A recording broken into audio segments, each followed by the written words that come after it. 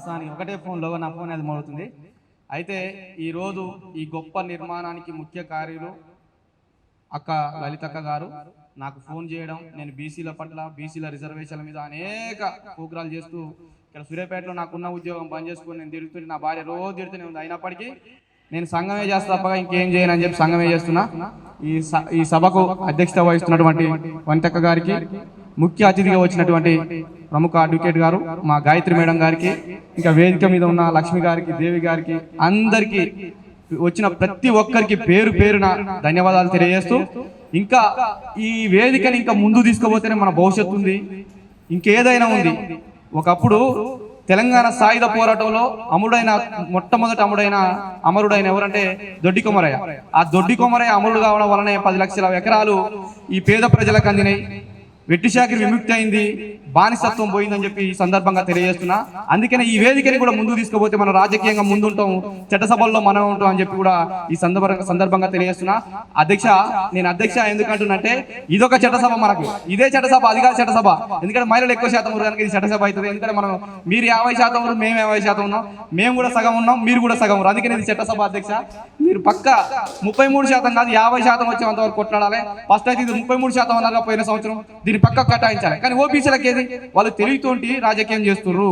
వాళ్ళు పోతే వాళ్ళ భార్యలు ఏదో రిజర్వేషన్ ఇస్తుంటారు అని చెప్పి వాళ్ళ భార్యలే తప్ప కానీ మనకు వచ్చే రిజర్వేషన్ కాదు 33% అని చెప్పి ఈ సందర్భంగా తెలియజేస్తున్నా. నేను ఆ రోజే అన్న, పెట్టిన తెల్లారి అన్న విశ్వనాథ్ మహారాజ్ గారు వచ్చి ఇక్కడికి రాగానే ఆయన సభ పెడితే నేను పోయినా, అయ్యా ఈ 33% మనకు కాదు, అగ్రకులాలకు ఉన్న భార్యలకే తప్ప కానీ మనకు కాదని చెప్పి ఆ సందర్భంగా నేను తెలియజేసిన. ఈ రోజు కూడా నేను అదే అంటున్నా, ఈ కొద్ది మంది ఎవరు కదా, ఈ కొద్ది మంది ఉంటే సభ ఎట్లా అవుతుంది అనుకోవచ్చు, కానీ కొద్ది మందితోటే స్టార్ట్ అవుతుంది. ఫస్ట్ ఏది కూడా ఒక్కరే ఉంటారు. ఆ రోజు కేసీఆర్ పెట్టినప్పుడు కూడా ఆయనతో పాటు 2-3 ఉన్నారు. ఇలా రాష్ట్ర వ్యాప్తంగా 10 సంవత్సరాలు ఈ రాష్ట్రాన్ని వెళ్ళిండు. కాకపోతే ఇప్పుడు ప్రతిపక్షం ఉండొచ్చు, మళ్ళీ తర్వాత అధికారంలోకి ఎప్పుడో ఒకసారి వస్తుండొచ్చేమో, కానీ ఆయన ఉన్నప్పుడు ఒకడే ఉండే. ఈ వేదిక కూడా 4 కావచ్చు, కానీ ఇంతమంది ఎమ్మెల్యేలు కావాల్సిన అవసరం ఉంది. ఇప్పుడు జనగాం నుంచి ఉన్నారు, ఖమ్మం నుంచి ఉన్నారు, సూర్యాపేట నుంచి ఉన్నారు, నల్లగొండ నుంచి ఉన్నారు, హైదరాబాద్ నుంచి ఉన్నారు. కనుక అన్ని దుఃఖాలలో మీరు జనరల్ స్థానంలో బీసీ స్థానాలు పక్క వస్తాయి, రానున్న రోజులు వస్తాయి. ఎస్సీ కోటలో ఎస్టీ కోటలో మీరందరూ కూడా చట్టసభల్లో ఉండాలని చెప్పి కోరుకుంటూ, ఈ వేదిక గొప్ప వేదిక, ఈ వేదిక నుంచి అందరం పనిచేద్దాం అని చెప్పి నేను కోరుకుంటున్నాను. ఎందుకంటే నాకు మంచి పదవి కూడా ఇస్తుంది అక్క. నేను సరే, నా సంఘం వేరు, ఆ సంఘంతో పాటు ఈ వేదిక కూడా నేను పనిచేస్తా అని చెప్పి కూడా ఈ సందర్భంగా మీకు తెలియజేస్తున్నా. ఇంత పెద్ద గొప్ప వేదికని ఇంకా ముందు తీసుకుపోవాలి. నెల దాటింది, ఈ నెలే కాదు, ఈ నెల 29వ తారీఖు పెద్ద గొప్పగా ఏదో వేదిక చెప్తుంటారు హైదరాబాద్ నుంచి. ఆ వేదిక కూడా మన అందరం అటెండ్ అయిదాం, మన గలాన్ని నిప్పుదాం, మన గొంతుని చాటిదాం, మన రాజకీయాన్ని, మన రిజర్వేషన్ తెచ్చుకుందాం అని చెప్పి కూడా ఈ సందర్భంగా మీకు తెలియజేస్తున్నా.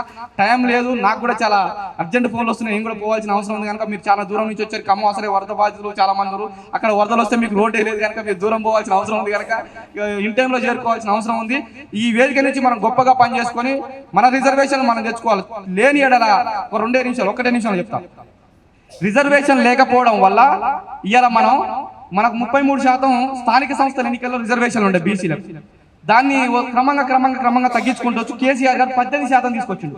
ఈ 33-34% ఉన్న రిజర్వేషన్ ని 18% తీసుకురావడం వల్ల సర్పంచులు 1600 మంది తగ్గిపోతే వార్డు మెంబర్లు 16,000 మంది తగ్గిపోయారు. అట్లా జడ్పీటీసీలు తగ్గిపోయారు, ఎంపీటీసీలు తగ్గిపోయారు, ఎంపీపీలు తగ్గిపోయారు, ఇక్కడ ఉన్న కార్పొరేటర్లు తగ్గిపోయారు. ప్రతి దుక్కులు అన్యాయం జరుగుతుంది. ఇక చూసుకుంటే ఈ రాష్ట్రంలో కానీ దేశంలో కానీ ఉన్న కంపెనీలు అన్ని యాజమాన్యాలు వాళ్ళే ఉంటారు. హైయర్ స్థానంలో వాళ్ళు ఉంటారు, పేపర్ అందించే కాడ, టీలు అందించే కాడ మనం ఉంటాం. ఇది ఆలోచన చేయాలి. మన కంపెనీలు ఉండవు, ఎందుకంటే మనం అసలు సంపాదించింది ఖర్చు పెడుతున్నాం. అది ఖర్చు పెట్టకుండా దాచుకోవాల్సిన అవసరం కూడా ఉందని చెప్పి కూడా సందర్భంగా తెలియజేస్తున్నా. ముఖ్యంగా మీరే హోంశాఖ, మీరే కనుక మీరు పైసలు దాయాలి, ఆర్థికంగా ఎదగాలి, రాజకీయంలోకి రాగాలి. డబ్బు పెట్టేది కాదు, కానీ రాజకీయంలోకి మీరు వస్తేనే ఆ డబ్బులు అక్కడ మిగులుతాయి, ఈ కుంభకోణాలు జరగవు, ఈ డబ్బు అనేది ప్రజలకు జరుగుతుంది అని చెప్పి కూడా ఈ సందర్భంగా మీకు తెలియజేస్తున్నా.